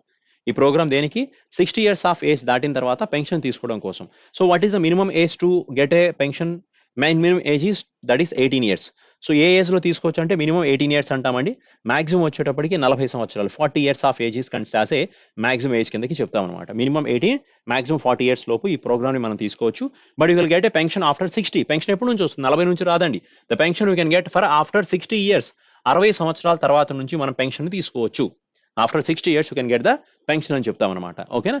సరే, ఒక్కొక్క ఏజ్ ని బట్టి పెన్షన్స్ అనేది మారుతూ ఉంటుంది. అలాగే ఇంకో విషయం అండి, so what is the pension is available here అంటే that is a 1000 rupees pension is there provided. 2000 rupees pension కూడా ఉంటుంది. అలాగే 3000 rupees and 4000 rupees and 5000 rupees అనమాట. సో ఈ పెన్షన్కి, ఈ పెన్షన్స్ రావాలి అంటే మీకు 1000 రూపాయలు నెల నెల పెన్షన్ రావాలంటే ప్రీమియం ఒకలాగా కట్టాలి. 2000 rupees రావాలంటే వేరేలాగా పెన్షన్స్ ప్రీమియమ్స్ కడుతూ ఉండాలి. 3000కి ఒకలాగా ఉంటుంది, 4000కి ఒకలాగా, 5000కి ఒకలాగా అనమాట. సో ఏజ్ని బట్టి, మీరు తీసుకునే ప్లాన్ని బట్టి, పెన్షన్ని బట్టి మీ యొక్క ప్రీమియమ్స్ అనేది మారుతూ ఉంటాయి. సో ఈ ప్రోగ్రామ్ స్టార్ట్ చేసింది ఎప్పుడంటే 2015లో. ఈ program dedication to Atal Bihari Vajpayee అని చెప్తాం. ఇదే టైంలో మనకి దీనికంటే ముందు ప్రధానమంత్రి సురక్షా బీమా యోజన లాంచ్ చేశారు. ప్రధానమంత్రి జీవన్ జ్యోతి బీమా యోజన కూడా లాంచ్ చేశారు. సో ఆల్రెడీ ఇంతకుముందు ఆ స్కీమ్స్ గురించి చెప్పాను. సరేనా? నెక్స్ట్ పాయింట్ చూద్దామండి. నెక్స్ట్ పాయింట్ 15th క్వశ్చన్ ఏంటంటే, so what is the old name of Ayushman Bharat? So Ayushman Bharat అనే ప్రోగ్రామ్ కి పాత పేరు ఏంటి అని అడుగుతున్నారండి. ఈ ఆయుష్మాన్ భారత్ అనేది సో మనకి 2015 లాంచ్ చేశారు. 2018 నుంచి ఈ ప్రోగ్రామ్ అనేది ఇండియాలో ఇంప్లిమెంట్ అయిందని చెప్తాం అనమాట. సో సెప్టెంబర్ మంత్ నుంచి, సెప్టెంబర్ 23వ తారీఖు నుంచి, సో సెప్టెంబర్ 23rd నుంచి, సెప్టెంబర్ 23rd 2018 నుంచి ఈ ప్రోగ్రామ్ ఇండియాలో స్టార్ట్ అయింది. ఏది? ఆయుష్మాన్ భారత్ అనే ప్రోగ్రామ్ అని చెప్తాం. సో అంటే లాంచ్ చేసింది బడ్జెట్లో, ఇంతకుముందు బడ్జెట్లోనే 2017 టైంలోనే అనౌన్స్మెంట్ పాస్ చేశారండి. But implementation is happen 2018 of September 23rd. So ఈ సెప్టెంబర్ 23rd ఈ ప్రోగ్రామ్ ఇండియాలో లాంచ్ చేసిన తర్వాత, సరే చూడండి, ఈ ప్రోగ్రామ్ దీన్ దయాళ్ ఉపాధ్యాయ సంబంధించిన పర్సన్ యొక్క బర్త్డే అవుతుందండి సెప్టెంబర్ 23rd అనేది. సో అందుకే ఆ రోజున ఈ ప్రోగ్రామ్ ఇనాగ్రేషన్ చేయడం జరిగింది. సరే, ఈ ప్రోగ్రామ్ యొక్క మెయిన్ ఇంటెన్షన్ ఏంటంటే it is giving the health insurance programme అంటాం. Health insurance programme. సో యాక్చువల్గా ఈ ప్రోగ్రామ్కి ఏంటండి అసలు పేరు ఏంటండి అంటే, వీ కెన్ సే అసలు యాక్చువల్గా ఈ ప్రధానమంత్రి ఆయుష్మాన్ భారత్కి ఏమని పిలుస్తారంటే, ఆయుష్మాన్ భారత్ ప్రధానమంత్రి జన ఆరోగ్య యోజన. ప్రధానమంత్రి జన ఆరోగ్య యోజన అనేది దీని అసలు పేరు అనమాట. అంటే ఆయుష్మాన్ భారత్ అని పిలవచ్చు, లేదా ప్రధానమంత్రి జన ఆరోగ్య యోజన అని కూడా పిలవచ్చు. సో ఇంతకుముందు ఈ ప్రోగ్రామ్కి ఏమని పేరు ఉండేదంటే నేషనల్ హెల్త్ ప్రొడక్షన్ స్కీమ్ కిందకు ఉండేది. నేషనల్ హెల్త్ ప్రొడక్షన్ స్కీమ్ అవుతుంది అనమాట. అంటే అప్పట్లో 2018లో దీనికి నేషనల్ ప్రొడక్షన్ స్కీమ్గా అంతకుముందు ఉండేది. దాని తర్వాత నుంచి దీన్ని ప్రధానమంత్రి జన ఆరోగ్య యోజన లేదా ప్రధానమంత్రి ఆయుష్మాన్ భారత్ అని పిలువడం జరుగుతుంది. సో దానికంటే ముందు అంటే యూపీఏ గవర్నమెంట్ ఉన్నప్పుడు 2008వ సంవత్సరంలో యూపీఏ గవర్నమెంట్ ఏం చేసిందంటే రాష్ట్రీయ స్వస్థ యోజన, అలాగే ఇంకొన్ని సెంట్రల్ గవర్నమెంట్ ఇన్సూరెన్స్ అవ్వచ్చు, స్టేట్ గవర్నమెంట్ ఇన్సూరెన్స్ కలిపి వీటన్నింటినీ రాష్ట్రీయ స్వస్థ యోజనతో కలిపేసి ఏమని పేర్చారండి అంటే నేషనల్ హెల్త్ ప్రొడక్షన్ స్కీమ్ కిందకి మార్చారు. ఈ నేషనల్ హెల్త్ ప్రొడక్షన్ స్కీమ్ని తర్వాత పేరు మార్చి ఎలా చేశారండి అంటే అడిసా ప్రధానమంత్రి జన ఆరోగ్య యోజన దాన్ని లేదా ఆయుష్మాన్ భారత్ కిందకి మార్చడం జరిగిందని చెప్తాం. ఇప్పుడు ఆయుష్మాన్ భారత్ అన్న ప్రధానమంత్రి జన ఆరోగ్య యోజన మీనింగ్ అన్న ఒకటేనండి. సో ఇప్పుడు ఈ ప్రోగ్రాంలో ఎంతవరకు ఇన్సూరెన్స్ ప్రొవైడ్ చేస్తారండి అంటే that is 5 lakh rupees of insurance అనేది ఇవ్వడం జరుగుతుందని చెప్తాం. సో ఎవరికి అండి ఈ ప్రోగ్రామ్ వల్ల ఎంతమందికి బెనిఫిట్ అవుతుంది? ఎగ్జామ్లో క్వశ్చన్ అడిగితే ఏం చెప్తామంటే through this programme the total 10 crore families has getting benefits. 10 crore families కి బెనిఫిట్ అవుతుంది. 10 crore families అంటే almost you can say 50 crore people, 50 కోట్ల మందికి బెనిఫిట్ అవుతుందని చెప్తాం. ఎంతమందికి? 50 crores people has getting benefit. That is 10 crore family. అంటే ఒక్కొక్క ఫ్యామిలీకి యావరేజ్ గా 5 members చొప్పున కౌంట్ చేశారండి. మొత్తం 50 కోట్ల మందికి ఈ స్కీమ్ హెల్ప్ చేస్తుందని చెప్తాం. So 5 lakh rupees of insurance అండి స్టార్ట్ చేసింది 2018లో సెప్టెంబర్ 23rd స్టార్ట్ చేశారని చెప్తాం. అటల్ బిహారీ దిస్ ఇస్ ఆయుష్మాన్ భారత్ అనొచ్చు, దీన్ని ప్రధానమంత్రి జన ఆరోగ్య యోజన అని కూడా పిలవచ్చు. ఓకేనా? సరే, నెక్స్ట్ క్వశ్చన్ చూద్దామండి. So what is the objective of ప్రధానమంత్రి సురక్ష యోజన? సో ఇప్పుడు చూడండి, ఈ రోజు ఎగ్జామ్ లో స్కీముల గురించి ఒక 3 క్వశ్చన్లు దాకా వచ్చాయి. స్కీముల గురించి అటల్ పెన్షన్ యోజన గురించి పడింది, ఆయుష్మాన్ భారత్ గురించి అడిగాడు. ఇప్పుడు చూస్తేనే ప్రధానమంత్రి సురక్ష బీమా యోజన గురించి కూడా అడగడం జరుగుతుందన్నమాట. సరే చెప్పండి, ఈ ప్రధానమంత్రి ఏదైతే సురక్ష బీమా యోజన చెప్పామో దీని యొక్క ఆబ్జెక్టివ్ ఏంటండి అంటే that is giving the accidental insurance అనమాట. ఎంతవరకు యాక్సిడెంటల్ ఇన్సూరెన్స్ ఇస్తారో already I said the accidental insurance should be that is 2 lakh rupees. Accidental గా చనిపోతే, పాలసీ తీసుకున్న పర్సన్ యాక్సిడెంట్ గా చనిపోతే అతనికి 2 లక్షల రూపాయల వరకు ఇన్సూరెన్స్ అనేది క్లెయిమ్ చేయొచ్చు. అది ఎవరికంటే నామినీకి ఇవ్వడం జరుగుతుంది. అదే పార్షియల్ డిజేబిలిటీ అయితే ఎంతవరకు ఉంటుంది అంటే పార్షియల్ డిజేబిలిటీ అంటే కంప్లీట్ గా అతనికి డిజేబుల్ పర్సన్ అయ్యారని, చనిపోలేదు కానీ డిజేబుల్ అయిపోయాడు. సో ఇది కాళ్ళలో చేతులు విరిగిపోవడం అలా జరిగినాయి అనమాట. అలాంటప్పుడు 1 lakh రూపీస్ వరకు యాక్సిడెంటల్ 1 lakh రూపీస్ ఇన్సూరెన్స్ కిందకి క్లెయిమ్ చేస్తారు. సో ఈ స్కీమ్ ని మనం బ్యాంకులో కానీ పోస్ట్ ఆఫీసెస్ లో కానీ మీ బ్యాంక్ అకౌంట్ తో, మీ ప్రతి బ్యాంక్ అకౌంట్ తో లింక్ చేసేసారు. అంటే ఇవి ఇన్సూరెన్స్ అనేది మనం బ్యాంక్ అకౌంట్ ఓపెన్ చేస్తే దాని ఇన్సూరెన్స్ కంపెనీతో లింక్ చేస్తున్నారు. సో దానివల్ల మనకి వస్తుంది. కాకపోతే ఈ యాక్సిడెంటల్ ఇన్సూరెన్స్ రావాలంటే ముందు మనం ఏం కట్టాలండి అంటే ప్రీమియమ్స్ అనేది పే చేయాల్సి వస్తుంది. సో ప్రీమియం ఎంత కట్టాలి? దీనికి 12 రూపీస్ కట్టాలని ఇందాక చెప్పాను. అలాగే ప్రధానమంత్రి సురక్ష బీమా యోజన కాకుండా ప్రధానమంత్రి జీవన్ జ్యోతి బీమా యోజన అదేంటండి అంటే అది లైఫ్ ఇన్సూరెన్స్. ప్రధానమంత్రి ఇందాక చెప్పానండి, ప్రధానమంత్రి జీవన్ జ్యోతి బీమా యోజన అనేది ఏమవుతుంది అంటే ఇది లైఫ్ ఇన్సూరెన్స్ కిందకి కౌంట్ చేస్తాం. ఇక్కడ మనం కట్టాల్సిన ప్రీమియం ఎంత అంటే 330 రూపాయలు కట్టాలి. ఇక్కడ కూడా యాక్సిడెంట్ ఇన్సూరెన్స్ ఎంత ఇస్తారండి అంటే 2 లక్షల రూపాయల వరకు ఇస్తారని చెప్తాం. ఇక్కడ 2 లక్షలే, ఇక్కడ కూడా 2 లక్షల రూపాయలే. ఈ రెండు స్కీములు స్టార్ట్ చేసింది 2015లోనే స్టార్ట్ చేశారని చెప్తాం అనమాట. సరేనా? నెక్స్ట్ పాయింట్ చూద్దామండి. So which react the silver which react with silver to make it black only. Silver అంటే సిల్వర్ కి మనం జనరల్ గా చెప్పే కోడ్ ఏంటి అంటే chemical formula that is AG అంటాం. ఎప్పుడైతే కెమికల్ సిల్వర్ అనేది బ్లాక్ కలర్ లోకి కన్వర్ట్ అవుతుందండి అంటే, so if it is general గా ఇది ఎయిర్ తో ఎక్స్పోజ్ అయినప్పుడు ఎయిర్ లో ఉండే హైడ్రోజన్ సల్ఫైడ్ అనేది ఏదైతే ఉంటుందో దాని సల్ఫైడ్స్ అని చెప్తాం. ఎయిర్ లో మనకి సల్ఫైడ్స్ ఎక్కువగా ఉంటాయి కదా. సో ఆ అట్మాస్ఫియర్ లో ఉండే సల్ఫైడ్స్ ఇది సిల్వర్ రియాక్షన్ జరగడం వల్ల ఇది ఆటోమేటిక్ గా బ్లాక్ కలర్ లోకి మారుతుంది అనమాట. అంటే సిల్వర్ అనేది బ్లాక్ కలర్ లోకి ఎప్పుడు మారుతుంది అంటే it is exposed to air. The air we can have the hydrogen sulphide is available. So with the combination of with the chemical reactions of hydrogen sulfide, it will be converted into black color అని చెప్తాం అనమాట. సరే, మనకి silver nitrate గురించి విన్నారు కదా. Silver nitrate అంటే NgNO3 అంటాం. సిల్వర్ నైట్రేట్ ఎప్పుడైతే ఈ సిల్వర్ నైట్రేట్ ని హీట్ చేస్తామో ఇది ఆటోమేటిక్ గా సిల్వర్ గా మారుతుంది. అలాగే నైట్రోజన్ డయాక్సైడ్ గా మారుతుంది. అలాగే ఆక్సిజన్ గా కూడా మారుతుంది అనమాట. అంటే ఎప్పుడైతే సిల్వర్ నైట్రేట్ అంటే AgNO3 అంటాం, దీన్ని ఎప్పుడైతే హీట్ చేస్తామో, ఎప్పుడైతే హీట్ అనేది చేయడం జరుగుతుందో ఆటోమేటిక్ గా ఇది సిల్వర్ కిందకి మారుతుంది. అలాగే నైట్రోజన్ డయాక్సైడ్ కింద మారుతుంది. అలాగే ఆక్సిజన్ కిందకి మారుతుంది. ఇలా మారిన సిల్వర్ ఎప్పుడైతే ఎయిర్ తో ఎక్స్పోజ్ అవుతుందో అది ఆటోమేటిక్ గా బ్లాక్ కలర్ లోకి మారడం జరుగుతుంది అనమాట. ఎందుకండి అంటే ఎయిర్ లో మనకి ఏముంటాయండి అంటే hydrogen sulphides is nothing but sulphides అండి. ఆ సల్ఫైడ్ ఉండడం వల్ల ఆటోమేటిక్ ఇది బ్లాక్ కలర్ మారుతుందని చెప్తాం అనమాట. సరే, నెక్స్ట్ పాయింట్ చూద్దామండి. Next one, who introduce the Mahalwari system in India. So ఇండియాలో మనకి మహల్వారీ సిస్టమ్ ఎప్పుడు ఇంట్రడ్యూస్ చేశారని నేను చెప్తున్నారు. యాక్చువల్గా మనకి దట్ ఈస్ జమీందారీ సిస్టమ్ ఒకటి ఉండేది, రైతువారీ సిస్టమ్ ఒకటి, మహల్వారీ సిస్టమ్ అని 3 సిస్టమ్స్ ఉండేవి. సో జమీందారీ సిస్టమ్, మహల్వారీ సిస్టమ్, అలాగే రైతువారీ సిస్టమ్ అన్నాం. దీంట్లో అడిగింది వీడు మహల్వారీ సిస్టమ్ కాబట్టి, సో మహల్వారీ సిస్టమ్ ని ఏ గవర్నర్ జనరల్ ఉన్నప్పుడు ఇంట్రడ్యూస్ చేశారండి అంటే we can say the answer should B William Bentinck అండి. సో విలియం బెంటిక్ అంటే 1833లో మహల్వారీ సిస్టమ్ ని వచ్చింది. సో ఆ టైంలో గవర్నర్ జనరల్ గా దీన్ని ఇంప్లిమెంట్ చేసిన పర్సన్ ఎవరంటే విలియం బెంటిక్ అంటాం. మరి ఇంతకీ ఈ మహల్వారీ సిస్టమ్ కి ఫౌండర్ ఎవరండి అంటే దీన్ని డిజైన్ చేసిన పర్సన్ అవ్వచ్చు లేదా ఇంట్రడ్యూస్ చేసిన ఫౌండర్ ఎవరండి అంటే మహల్వారీ సిస్టమ్ కి that is R M Bird Mackenzie అని చెప్తాం. R M Bird Mackenzie. So R M Bird Mackenzie అనే పర్సన్ ఈ మహల్వారీ సిస్టమ్ కి ఫౌండర్ అని చెప్తాం. మరి ఇంట్రడ్యూస్ చేసిన టైం ఎప్పుడు అండి అంటే దట్ ఈస్ 1833. సో ఓకేనా, విలియం బెంటిక్ అంటాం. మహల్స్ అంటే దట్ ఈస్ విలేజెస్ అని చెప్తాం. మహల్స్ ఒక స్పెసిఫికల్ ఏరియాని మహల్స్ అని కన్సిడర్ చేస్తాం. సో దానికంటే ముందు ఫస్ట్ మనకి జమీందారీ సిస్టమ్ ఉండేదన్నమాట. జమీందారీ సిస్టమ్ అనేది, ఈ జమీందారీ సిస్టమ్ అనేది ఎప్పుడు ఉందండి అంటే Zamindari system, so we can say that is 1893 టైంలో జమీందారీ సిస్టమ్, 1793 అంటాం. 1793 టైంలో జమీందారీ సిస్టమ్ ఉండేదన్నమాట.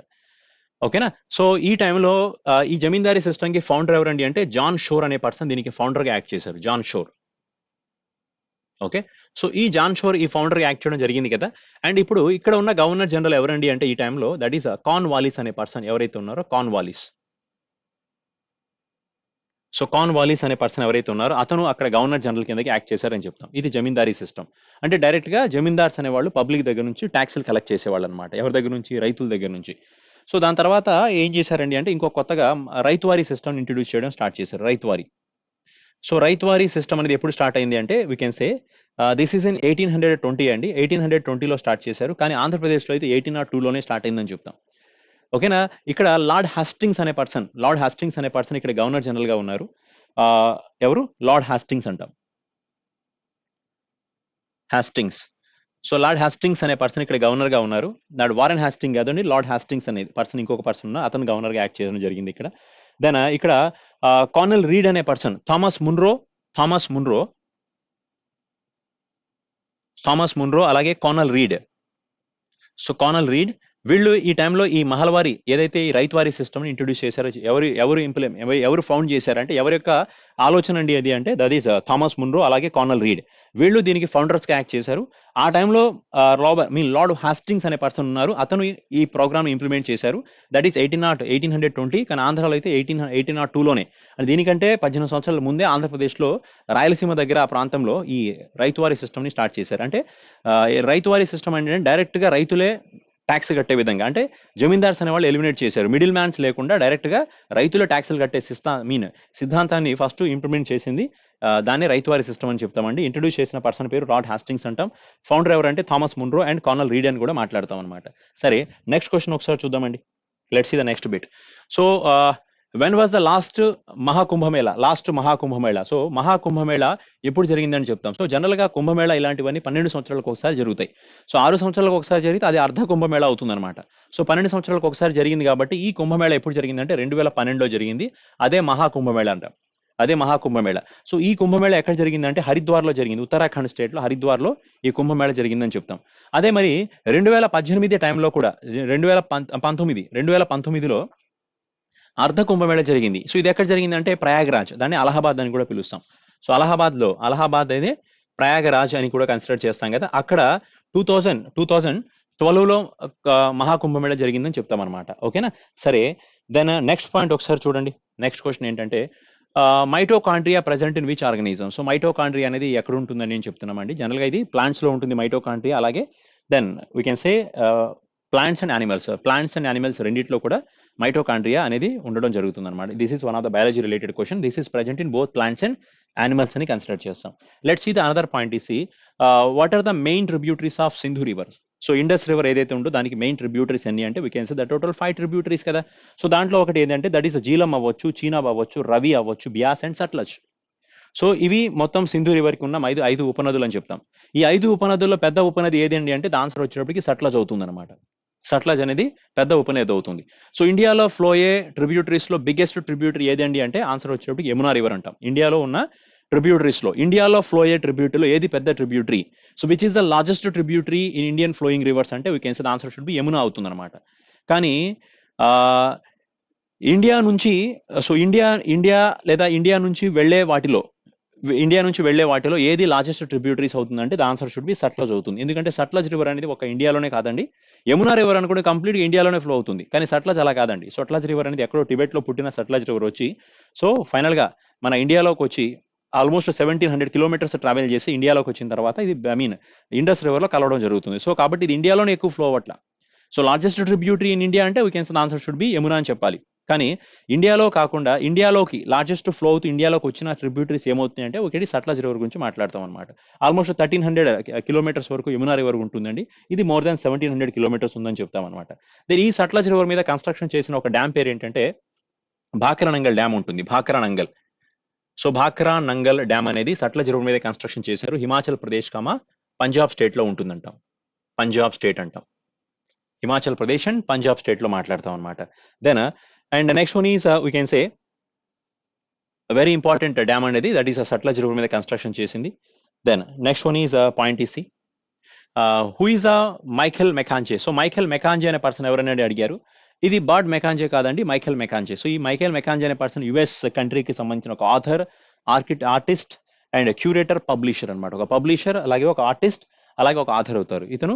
And is from which country అంటే we can say the answer should be USA country అని చెప్తాం అనమాట. What is the name of the person? Michael Mackenzie అవుతారు. సరేనా? నెక్స్ట్ పాయింట్ ఏంటంటే సో బార్దో ఛామ్ అనే ఒక ఫెస్టివల్, ఒక ఫోక్ డాన్స్ జరిగింది. ఈ ఫోక్ డాన్స్ ఏ స్టేట్ లో ఫేమస్ ఫోక్ డాన్స్ అని క్వశ్చన్ అడిగారండి. ద ఆన్సర్ వచ్చేటప్పటికి మనం అరుణాచల్ ప్రదేశ్ స్టేట్ అని చెప్తాం. సో అరుణాచల్ ప్రదేశ్ని నార్త్ ఈస్ట్ ఫ్రాంటియర్ అని కూడా నిన్న క్లాస్లో చెప్పాను. North east frontier is Arunachal Pradesh, land of sunshine అని కూడా అరుణాచల్ ప్రదేశ్ని పిలుస్తారు. సో ఇది ఇంతకు ముందు అడిగారు కదా. సో ఈ అరుణాచల్ ప్రదేశ్లో చేసే చాలా ఫోక్ డాన్సుల్లో ఇది ఒక బార్దో చామ్ అనే ఒక ఫోక్ డాన్స్ కూడా ఒకటని చెప్తాం. ఇంకా అరుణాచల్ ప్రదేశ్లో చేసే ఇంకొన్ని ఫోక్ డాన్సులు ఏమున్నాయండి అంటే వీ కెన్ సే రోపీ అనే ఒక ఫోక్ డాన్స్ చేస్తారు, పాపీర్ అనే ఒక ఫోక్ డాన్స్ చేస్తాం. రోపీ ఒకటి, పాపీర్ ఒకటి, పౌనంగ్ అనే ఒక ఫోక్ డాన్స్, దట్ ఈస్ కళాశ. ఇంకొకటి అజిలము అనే ఒక ఫోక్ డాన్స్, అలాగే చలో అనేది పీకాక్ డాన్స్ అంటాం. పీకాక్ డాన్స్ ఒకటి, చలో ఒకటి, అజిలాము ఒకటి, దట్ ఈస్ పోనుంగ్ ఒకటి, పోపీర్ ఒకటి, రోపీ అనమాట. ఇవి కూడా అరుణాచల్ ప్రదేశ్ స్టేట్లో చేసే ఇంకొన్ని ఫోక్ డాన్సులు అవుతాయి. ఓకేనా. సరే, ఈ మధ్య కాలంలో రిపీటెడ్గా కొన్ని క్వశ్చన్స్ ఫోక్ డాన్సెస్ మీద అడుగుతున్నారు, ఏ స్టేట్లో ఏ ఫోక్ డాన్సెస్ చేస్తారని. సో ఇంతకుముందు మనం చాలా ఫోక్ డాన్సెస్ గురించి మాట్లాడున్నాం. ఇంతకుముందు ఎగ్జామ్లో గోమార్ అనే ఫోక్ డాన్స్ ఎక్కడ చేస్తారని అడిగారు. మార్నింగ్ స్లాట్ కూడా అడిగినట్టున్నాడు ఆ క్వశ్చన్ అనేది. సో గర్బా అనే ఫోక్ డాన్స్ అవ్వచ్చు, గుజరాత్ స్టేట్ అవుతుంది. ఓకేనా. దిండి కానీ దాండియా అవ్వచ్చు. దిండి డాన్స్ మహారాష్ట్ర అంటాం, దిండి అంటే మహారాష్ట్ర స్టేట్ అవుతుంది. లావణి అనే డాన్స్ కూడా మహారాష్ట్ర స్టేట్ కిందకే వస్తుంది. నిన్న క్లాస్లో యక్షగాన గురించి అడిగారు, అది కర్ణాటక స్టేట్. డొల్లు కుణిత ఇది కూడా కర్ణాటక స్టేటే అవుతాయి. అలా చాలా ఎగ్జామినేషన్స్లో ఫోక్ డాన్సులు అడుగుతున్నారండి. దాన్ని ఒకసారి క్లాస్ చెక్ చేసుకోండి. And who has the Nobel peace prize in medicine 2019? 2019లో మెడిసిన్లో నోబెల్ పీస్ ప్రైజ్ ఎవరికి వచ్చిందని అడుగుతున్నారు. సో ఇది 2019లో వీళ్ళు సెల్ థియరీ మీద, సెల్స్ ఫార్మేషన్స్ వాటి మీద రీసెర్చ్ చేసినందుకు ఈ పర్సన్స్కి నోబెల్ పీస్ మెడిసిన్లో అవార్డు ఇవ్వడం జరిగింది. ముగ్గురికి ఇచ్చారండి. ఎవరండి అంటే విలియం జీ కైలిన్ అనే పర్సన్ ఒకతను, William G Kaelin. And next one is sir Peter J Ratcliffe అనే పర్సన్ ఒకరు. Then next one is Gregg L Semenza అనే పర్సన్ ఒకరు అనమాట. సో మొత్తం ముగ్గురికి ఇచ్చారు. William G Kaelin and sir Peter J that is Ratcliffe and next one is Gregg L Semenza అనే పర్సన్కి ఇచ్చారు. మీరు 2020లో మెడిసిన్లో ఎవరికి ఇచ్చారు, ఫిజిక్స్లో ఎవరికి ఇచ్చారు, కెమిస్ట్రీలో ఎవరికి ఇచ్చారు, అండ్ అలాగే నోబెల్ పీస్ ఎవరికి వచ్చింది అవి ఒకసారి చెక్ చేసుకోండి. ఎందుకంటే నోబెల్ ప్రైజెస్ మీద క్వశ్చన్స్ అడుగుతున్నారండి, ఏదో ఒక స్లాట్లో ఏదో విధంగా అడుగుతున్నారు. సో కాబట్టి ఇప్పుడు ఇంతకుముందు అయితే 2020లో నోబెల్ పీస్ ప్రైజ్ టచ్ చేయలేవాడు. ఎలా అడిగాడు, ఇంతకుముందు నోబెల్ ప్రైజెస్లో ఇండియా నుంచి పర్సన్కి రవీంద్రనాథ్ ఠాగూర్కి నోబెల్ ప్రైజ్ ఎప్పుడు వచ్చింది, సార్ సివి రామన్కి ఎప్పుడు వచ్చిందని అడిగారు. సో నోబెల్ అవార్డ్స్ ఎప్పుడు స్టార్ట్ చేశాడని అడిగాడు. అలాంటి క్వశ్చన్లు అడిగాడు తప్ప రీసెంట్ కాలంలో నోబెల్ ప్రైజెస్ టచ్ చేయాల. ఇప్పుడు వాడు ఏకంగా ఇప్పుడు సెకండ్ ఫేజ్లో ఎలా స్టార్ట్ చేశాడండి అంటే మొదలు పెట్టేశాడు. ఇంకా ఏకంగా నోబెల్ ప్రైజెస్ మీద అడిగాడు. ఇప్పుడు 2019 మీద పడ్డాడండి. మేబీ నెక్స్ట్ రాబోయే ఎగ్జామ్స్లో 2020 నోబెల్ ప్రైజెస్ కూడా ఆడుకోవచ్చు. ఒక్కసారి 2019లో నోబెల్ ప్రైజెస్ చూడండి, 2020 కూడా చూసుకోండి. సరేనా. సరే, ఇప్పుడు ఒక పాయింట్ ఏంటంటే అండ్ 2019లో అబే అహ్మద్ అనే ఒక పర్సన్కి నోబెల్ అవార్డు ఇచ్చారు. దేంట్లో ఇచ్చారు? అబే అహ్మద్ అనే పర్సన్కి నోబెల్ ప్రైజ్ ఇచ్చారండి. ఈ పర్సన్కి 2019లో నోబెల్ ప్రైజ్ ఇచ్చారు. ఏ ఫీల్డ్లో ఇచ్చారండి అంటే answer should be that is a piece.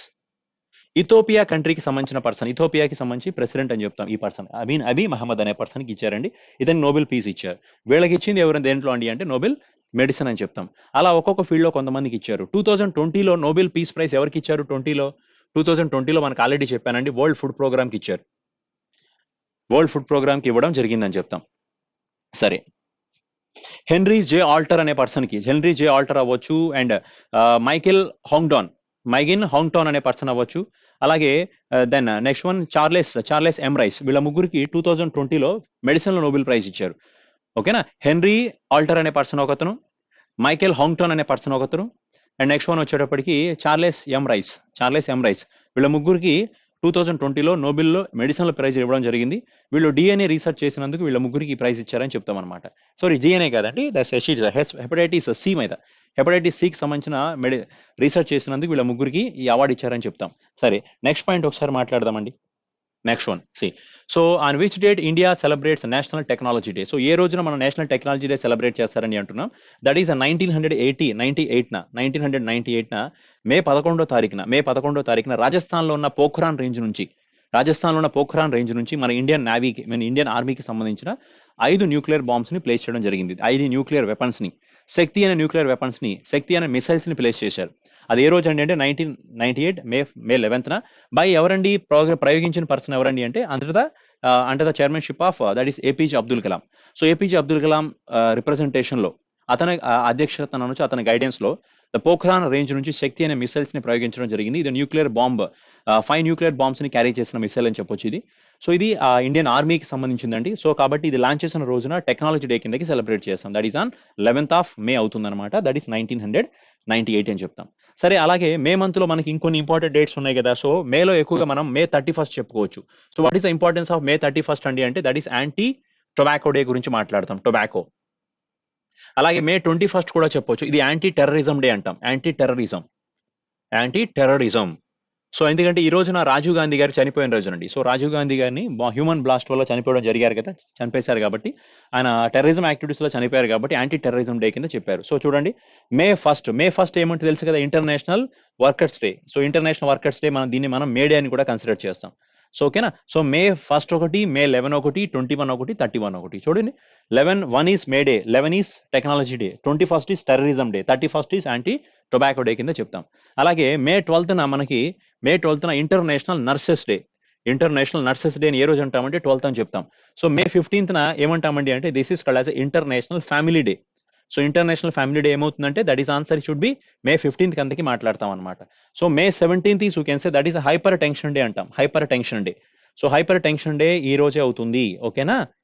అలాగే world telecommunication day is also May 17. World telecommunication day, information society day ఇవన్నీ మే 17 అవుతాయి.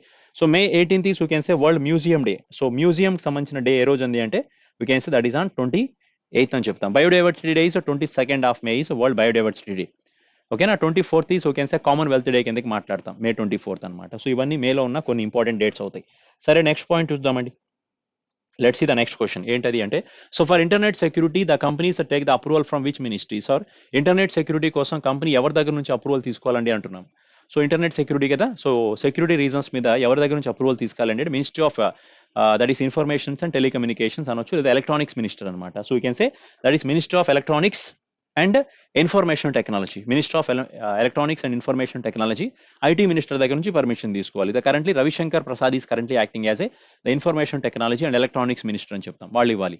మరి ఇంటర్నల్ సెక్యూరిటీ గురించి ఎవరి దగ్గర నుంచి తీసుకోవాలి పర్మిషన్? ఇంటర్నల్ సెక్యూరిటీ అంటాం. ఒక కంట్రీ యొక్క ఇంటర్నల్ సెక్యూరిటీ అనేది ఎవరి responsibility?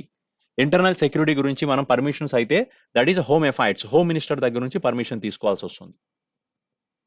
Home minister give the permission for internal security reasons. మరి ఇంటర్నెట్ వేరు, ఇంటర్నల్ వేరు. సో ఇంటర్నెట్ అయితే ఎలక్ట్రానిక్స్, అదే ఇన్ఫర్మేషన్ టెక్నాలజీ. ఇంటర్నల్ అయితే that is home affairs minister కిందకి మాట్లాడతాం అనమాట. దెన్ నెక్స్ట్ పాయింట్ చూడండి. Next question. So who was the first vice president to became the acting president of India? So general గా vice president గా work చేస్తున్న person sudden గా president of India ఒకసారి అవడం జరిగింది. ఏ పర్సన్ అది అంటే యాక్చువల్ గా అప్పుడు ప్రెసిడెంట్ చనిపోవడం జరిగిందండి. జాకీర్ హుస్సేన్ అనే పర్సన్ 1969లో చనిపోయారు. సో ఆయన చనిపోయిన తర్వాత ఏం చేశారండి అంటే దెన్ వైస్ ప్రెసిడెంట్ గా ఉన్న వివి గిరిని ప్రెసిడెంట్ ఆఫ్ ఇండియా కిందకి అపాయింట్ చేశారు. సో తర్వాత వివి గిరి రిజైన్ చేసిన తర్వాత దట్ ఈస్ జస్టిస్ హిదాయతుల్లా అనే పర్సన్ని, చీఫ్ జస్టిస్ గా ఉన్న పర్సన్ని ప్రెసిడెంట్ కిందకి డిక్లేర్ చేశారు. 2 months ఉన్నారు. దాని తర్వాత ఎలక్షన్స్ జరిగాయి. మళ్ళీ వైస్ ప్రెసిడెంట్ గా ఉన్న ఐ మీన్ వివి గిరిని ఎవరైతే ఉన్నారో అతన్ని మళ్ళీ ప్రెసిడెంట్ ఆఫ్ ఇండియాకి జరిగారండి. సో కాబట్టి ఆన్సర్ ఏంటంటే ఎవరు వైస్ ప్రెసిడెంట్ గా ఉన్న తర్వాత ఉన్నప్పుడు ప్రెసిడెంట్ గా రిక్రూట్ చేయడం జరిగిందండి అంటే ఆ పర్సన్ ఫస్ట్ చెప్పాల్సింది ద ఆన్సర్ షుడ్ బి వివి గిరి. కానీ ఎందుకంటే ప్రెసిడెంట్ చనిపోయిన తర్వాత వైస్ ప్రెసిడెంట్ అనేది ప్రెసిడెంట్ అయ్యారు. ఇది రూలే కదా. సో ఇండియన్ కాన్స్టిట్యూషన్ లో మన India as per the Indian constitution suppose any president of India position was vacate, then vice president of India is behaving like a president of India. Suppose the president and vice president both positions are vacant, then the chief justice of India is behaving like a president of India. ఇది మన Indian constitution చెప్తుంది. President లేనప్పుడు vice ప్రెసిడెంటే president గా act చేయాలి. కానీ ఎప్పుడైతే president vice president పదవులు రెండు వెకేట్ అయినప్పుడు చీఫ్ జస్టిసే ప్రెసిడెంట్ గా యాక్ట్ చేస్తారని చెప్పాం. ఇది ఆల్రెడీ ఒకసారి జరిగింది. అప్పుడు జస్టిస్ హిదాయతుల్లా అనే పర్సన్, చీఫ్ జస్టిస్ గా ఉన్న పర్సన్ ప్రెసిడెంట్ గా యాక్ట్ చేశారని చెప్తాం అనమాట. సరేనా. అండ్ ఇది 1969లో జరిగిన విషయం అని చెప్తాం. సరే ఇప్పుడు ఫస్ట్ ఏ వైస్ ప్రెసిడెంట్ గా యాక్ట్ చేశారండి అంటే సర్వేపల్లి రాధాకృష్ణ. ఎందుకంటే 1952 నుంచి 62 వరకు రాజేంద్ర ప్రసాద్ గారు 2 terms ప్రెసిడెంట్ గా చేసిన తర్వాత వైస్ ప్రెసిడెంట్ గా ఉన్న సర్వేపల్లి రాధాకృష్ణని ప్రెసిడెంట్ ఆఫ్ ఇండియా కిందకి అపాయింట్ చేశారు. ఆయన ఫస్ట్ అనమాట. కానీ ఈ కేసు వేరు. ప్రెసిడెంట్ పదవి ఖాళీగా ఉన్నప్పుడు ఎవరిని ప్రెసిడెంట్ కింద ఎన్నుకున్నారండి అంటే ఫస్ట్ పర్సన్ వివి గిరి గురించి మాట్లాడతాం అనమాట. Then let's see the next question చూద్దాం. So India made MOU with which country for the botanical sciences? So ఈ అగ్రిమెంట్ 2018లో జరిగిందండి. 2018 ద మంత్ ఆఫ్ ఫిబ్రవరిలో జరిగింది. సో ఇది ఒక current affair related question. So botanical sciences మీద ఇండియా అనేది ఏ కంట్రీతో అగ్రిమెంట్ చేసిందండి అంటే the answer should be United Kingdom అనమాట. So botanical survey of India, so మన ఇండియాకి సంబంధించిన botanical survey of India and the national that is national institute of UK, the two agreements two countries has make a deal that is special and botanical researches అని చెప్తాం. So అది ఎప్పుడు జరిగింది అంటే 2018లో ఏ countries అంటే యూకేకి అండ్ ఇండియాకి మధ్యలో జరిగిన ఒప్పందం అని చెప్తాం.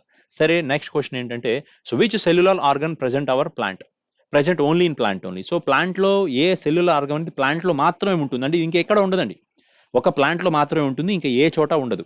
మన హ్యూమన్ బాడీలో సెల్స్ ఉంటాయి కానీ సెల్ వాల్స్ ఉండవు. కానీ ఒకే ఒక్క దాంట్లోనే సెల్ వాల్ అనే ఒక కాన్సెప్ట్ జరుగుతుంది. అది ఎక్కడండి అంటే the answer should be that is a plant only. ప్లాంట్లో మాత్రమే సెల్ వాల్స్ ఉంటాయి తప్ప ఇంకెక్కడా కూడా సెల్ వాల్స్ అనే కాన్సెప్టే ఉండదు. దట్స్ వై ఆన్సర్ ఏంటంటే which cellular organ present only in plant అంటే the answer should be cell wall అవుతుంది. ఓకేనా. సరే నెక్స్ట్ పాయింట్ ఏంటంటే సో దట్ ఈస్ ఇది ఒక ఫెస్టివల్ అండి. ఈ ఫెస్టివల్ ఎక్కడ చేస్తారని క్వశ్చన్ అడిగారు. ఏంటి ఆ ఫెస్టివల్ పేరంటే that is Syalde that is Bikhauti Mela. Syalde Bikhauti Mela అనే ఫెస్టివల్ ఎక్కడ చేస్తారని అడిగారు. స్లైదే బిఖౌతి మేళా అనే ఫెస్టివల్ ఇది ఎక్కడ చేస్తారంటే ఉత్తరాఖండ్ స్టేట్లో చేస్తాం. జనరల్గా చాలా ఫెస్టివల్లో మేళా అని వస్తుంది చూసారా. మేళా మహా కుంభమేళా. ఇందా కుంభమేళా కూడా జరిగింది ఉత్తరాఖండ్ స్టేట్లోనేగా. కుంభమేళా ఇప్పుడు అడిగిందేమో వీడు స్లైదే బ్లిఖౌంత్ మేళా. ఇలాంటి మేళాను వస్తే అది మాక్సిమం ఉత్తరప్రదేశ్లోనూ ఉత్తరాఖండ్లోనూ జరుగుంటాయి. ఓకేనా. సరే ఇప్పుడు ఈ ఫెస్టివల్ జరిగింది ఉత్తరాఖండ్ స్టేట్లోనే. ఇంకా చూడండి మేళా మీద ఉత్తరాఖండ్లో ఇంకేమి పేర్లు ఉన్నాయో. నందాదేవి మేళా ఉత్తరాఖండ్ స్టేట్. అలాగే పొంగిరి మేళా ఇది ఉత్తరాఖండ్ స్టేట్లోనే జరిగింది. అలాగే ఫూల్ దై ఫెస్టివల్ ఒకటి, మేఘమేళా మేఘమేళా ఒకటి, నందాదేవి మేళా ఒకటి, that is Purnagiri Mela and Phool Dei festival. అలాగే బిస్సు మేళా. చూసారా ఇక్కడ రాసిన నేను మొత్తం 5 ఫెస్టివల్స్ పెట్టాను. ఈ 5 4 మేళా కనబడుతుంది. లైక్ పొంగరి మేళా, నందాదేవి మేళా, మేఘమేళా, బిస్సు మేళా అండ్ ఫూల్ దే ఫెస్టివల్. ఇది ఒక్కటే ఫెస్టివల్ అనమాట. మిగతా అన్ని కూడా ఈవెన్ మహాకుంభమేళతో కలుపుతున్నాయి అన్ని కూడా మనకి ఉత్తరాఖండ్ స్టేట్లోనే జరిగాయని చెప్తాం అనమాట. సరేనా. అలాగే మనకి ఓణం అనే ఫెస్టివల్ ఎక్కడ చేస్తారండి అంటే కేరళ అని చెప్తాం. బిహు అనే ఫెస్టివల్ ఎక్కువగా ఎక్కడ చేస్తారండి అంటే we can say the answer should B Assam. Bihu అంటే అస్సాంలో చేస్తారని చెప్తాం. దుర్గా పూజ ఎక్కడ చేస్తారండి ఎక్కువగా అనే ఆన్సర్ అడిగితే దుర్గా పూజ ఫెస్టివల్ ఎక్కువగా చేసేది the answer should B west Bengal అని చెప్తాం. మరి బిహు పొంగల్ అనే ఫెస్టివల్ ఎక్కడ చేస్తారు ఇది అందరికి తెలిసిన క్వశ్చనేగా, తమిళనాడులో చేస్తాం. సంక్రాంతి అయితే ఇది ఆంధ్రప్రదేశ్లో చేస్తాం. సంక్రాంతి అని ఎక్కడ చేస్తారని అంటే ఆంధ్రప్రదేశ్లో చేస్తామంటాం. లొహిరి అనే ఫెస్టివల్ ఎక్కడ చేస్తారు ఇది పంజాబ్లో చేస్తారని చెప్తాం. లొహిరి అనే ఫెస్టివల్ ఎక్కడ చేస్తారండి అంటే the answer should B Punjab అని మాట్లాడతాం అనమాట. సో ఇలా చాలా చాలా మనకి ఫెస్టివల్ బోనాలు, బతుకమ్మ ఇవన్నీ తెలంగాణ స్టేట్లో చేసే ఫెస్టివల్స్ అవుతాయి. సమ్మక్క సారక్క జాతర ఇది తెలంగాణలో చేసేది. ఓకేనా. నాగోబా జాతర ఇది తెలంగాణ స్టేట్లో చేసేది. ఓకేనా. సరే నెక్స్ట్ పాయింట్ చూద్దామండి. Next point C so which of the following is not a virus. సో ఇది ఒక క్వశ్చన్, వైరస్ రిలేటెడ్ క్వశ్చన్ అడిగారు. సో ఏది వైరస్ కాదు అని ఒక క్వశ్చన్ అడగడం జరిగిందండి. సో వైరస్ కాదు ఏది అంటే మనకి వైరస్లో చాలా చాలా రకాల వైరస్లు ఉన్నాయి. సో దాంట్లో ఇక్కడ చెప్పిన దాంట్లో చూడండి ర్యాప్డో అనేది ర్యాప్డో ఫస్ట్ ఆప్షన్, ప్లావి అనేది second option, that is adeno అనేది థర్డ్ ఆప్షన్ అవుతుంది అండ్ బపిలస్ అనేది ఒక ఫోర్త్ ఆప్షన్ అనమాట. ఈ 4 3 వైరస్లు ఉన్నాయి, ఒకటి బ్యాక్టీరియా ఉంది. సో అడిగింది ఏది వైరస్ కాదు అన్నాడు కాబట్టి this is a virus, flavi is also virus, adeno is also virus. Bacillus అనేది ఇది వైరస్ అవుదండి, దిస్ ఈస్ అ బ్యాక్టీరియా అంటాం. ఇది బ్యాక్టీరియా అవుతుంది. సో ఈ ర్యాపిడో అనేది వైరస్ అనేది దీనికి ఏమో క్యాస్ దీనివల్ల వచ్చే డిసీజ్ ఏంటంటే ర్యాబీస్ అనేది ఫామ్ అవుతుంది ర్యాపిడో వల్ల. ప్లావి వల్ల వచ్చేది ఏంటంటే that is we can say dengue అనేది ప్లావి వల్ల రావడం జరుగుతుంది. ఎలినో వల్ల వచ్చేది ఏంటంటే కంట్రాక్టివ్ అదేనండి కళ్ళకళ్ళ కంటాం కదా తెలుగులో. సో అది కంట్రాక్టివ్ బైట్స్ అని చెప్తాం, అది ఎడినో అనే దాని వల్ల ఫామ్ అవుతుంది. మరి బ్యాక్టీరియా వల్ల ఫామ్ అయ్యేది ఒక డిసీజ్ ఏదైతే బ్యాక్టీరియా బపిల్లస్ అనే ఒక బ్యాక్టీరియా వల్ల వచ్చేది ఏదండి అంటే ఆంథ్రాక్స్ అనే డిసీజ్ అనేది ఈ బ్యాక్టీరియా వల్ల ఫామ్ అవడం జరుగుతుంది. అంటే ఇప్పుడు ఈ మధ్య కాలంలో వాడు క్వశ్చన్స్ ఎలా అడుగుతున్నాడు, ఇంతకుముందు స్లాట్లో ఎలా అడిగాడంటే సో వైరస్ వల్ల వచ్చే డిసీజెస్ ఏంటి అని అడిగేవాడు, అలాగే బ్యాక్టీరియా వల్ల వచ్చే డిసీజెస్ ఏంటి. మరి ఇప్పుడు అడుగుతున్న క్వశ్చన్స్ ఎలా ఉన్నాయంటే ఏది వైరస్ కాదు, ఏది బ్యాక్టీరియా కాదు అని అడుగుతున్నారు. అలాగే ఏది ప్రోటోజోవా కాకపోవచ్చు, ఇలాంటి క్వశ్చన్లు కొన్ని పడతాయి. అంటే అప్పుడు ఏంటంటే మనకి వైరస్లో ఎన్ని రకాల వైరస్లు ఉన్నాయో ఆ వైరస్లు అంటే బట్ ఈ క్వశ్చన్స్ మనం ఆన్సర్ చేయాలంటే ఆప్షన్ బేస్డ్ నుంచి వెళ్లాల్సి వస్తుంది. సో కాబట్టి మనం వైరస్లు ఎన్ని ఉన్నాయి, బ్యాక్టీరియాస్ అనేది రకాలు ఎన్ని ఉన్నాయి, సో వాటి వల్ల వచ్చే డిసీజెస్ ఏంటి అనేది కాన్సన్ట్రేషన్ చేయాల్సి వస్తుంది. సో అలా చేస్తే మన ఈ టైప్ ఆఫ్ క్వశ్చన్స్ మనం ఈజీగా ఆన్సర్ అనేది చేయొచ్చు అని చెప్తాం అనమాట. సరే ఈరోజు ఒక పర్సన్ ఒక క్వశ్చన్ చెప్పారు, అంటే అది మేబీ వచ్చిందో లేదో తెలియదు. బట్ ఆ క్వశ్చన్ ఏంటంటే అంటే ద కేరళ స్టేట్లో ఓకేనా, కేరళ స్టేట్ స్కూల్స్లో తెలుగు అనేది ఇంట్రొడ్యూస్ చేస్తే ఇన్ కేస్ ఆ లాంగ్వేజ్ని అక్కడ లాంగ్వేజ్ రిజెక్ట్ చేసినా లేదా ఇంప్లిమెంట్ చేయకపోయినా లేదా సరిగా చేయకపోతే సో అది ఏ ఫండమెంటల్, అది దేన్ని వైలేట్ చేసినట్టు అవుతుంది అని చెప్పి అడిగారండి అని చెప్పి క్వశ్చన్ అడుగుతున్నారు. అంటే కేరళ రాష్ట్రంలో అక్కడ స్కూల్స్లో తెలుగు లాంగ్వేజ్ని ఇంట్రొడ్యూస్ చేస్తే వాళ్ళు దాన్ని రిజెక్ట్ చేస్తే అది దేన్ని వైలేట్ చేశారండి అని అడిగారండి అని చెప్తున్నారు. అది మేబీ ఉందో లేదో తెలియదండి. బట్ ఇలాంటి క్వశ్చన్స్ కనుక దేనికి మేబీ అయితే ఒక లాంగ్వేజ్ ఒక గవర్నమెంట్ ఇంట్రొడ్యూస్ చేసినప్పుడు దాన్ని వైలేషన్ చేసినప్పుడు దాన్ని రిజెక్ట్ చేస్తే అది ఫండమెంటల్ రైట్ని వైలేట్ చేసినట్టే అవుతుంది. సో దీనికి ఆన్సర్ ఏమవుతుందంటే ఫండమెంటల్ రైట్ అనమాట. సో మనకి కల్చరల్ ఎడ్యుకేషన్స్ అని ఒక మనకి ఫండమెంటల్ రైట్స్లో ఇది ఒక పాయింట్ కాబట్టి ఆర్టికల్ 29 అండ్ ఓకేనా, ఆర్టికల్ 29 అండ్ 30 ఏవైతే ఆర్టికల్స్ ఉన్నాయో ఓకే, ఇవి ఎక్కువగా లాంగ్వేజెస్ గురించి మాట్లాడతాయి కాబట్టి సో ఆ ఆర్టికల్ ప్రకారం ఎవరైనా వైలేట్ చేస్తే అది ఫండమెంటల్ రైట్స్ని అగైనెస్ట్ అవుతుందని చెప్తామండి. అంటే దానికి ఆన్సర్ ఏమవుతుందంటే ఫండమెంటల్ రైట్ కిందకి కన్సిడర్ చేసామని చెప్తాం. సో రైనా this is we got a questions almost ఒక 2 క్వశ్చన్స్ వరకు డిస్క్రైబ్ చేశామండి. సో మిగతా 8 questions I mean we are not got the questions, ఒక 8 క్వశ్చన్స్ వరకు మాకు దొరకలేదు. సరేనా, this is at for today session. రేపు స్లాట్లో మళ్ళీ ఆఫ్టర్నూన్ స్లాట్లో జరిగిన క్వశ్చన్స్ గురించి మళ్ళీ ఎక్స్ప్లెనేషన్ చేద్దాం. సో ఓకేనా, సో చూడండి ఒకసారి అన్ని వీడియోస్ 1 or 2 టైమ్స్ చూసుకోండి. ప్లస్ ఏవైతే క్వశ్చన్స్ చెప్తున్నామో వాటన్నిటిని ఏరియాని కవర్ చేస్తూ చూడండి. రాబోయే స్లాట్లో ఎవరికైతే ఎగ్జామినేషన్స్ ఉన్నాయో వాళ్ళకి బాగా హెల్ప్ అవుతుంది. అండ్ వన్ మోర్ థింగ్ అండి, ఆల్రెడీ ఎన్టీపీసీకి సంబంధించిన థర్డ్ ఫేజ్ షెడ్యూల్ కూడా వచ్చేసింది, మీ అందరికీ తెలిసిందేది. నిన్న నైట్ 9 o'clock నుంచి థర్డ్ ఫేజ్కి సంబంధించిన ఇన్ఫర్మేషన్ పాస్ చేసేసారు. సో అది మీ ఎగ్జామినేషన్ సెంటర్స్ ఎక్కడ ఉన్నాయి, సో వాటికి సంబంధించిన టైమింగ్స్ ఏంటి అన్నీ కూడా రావడం జరిగింది.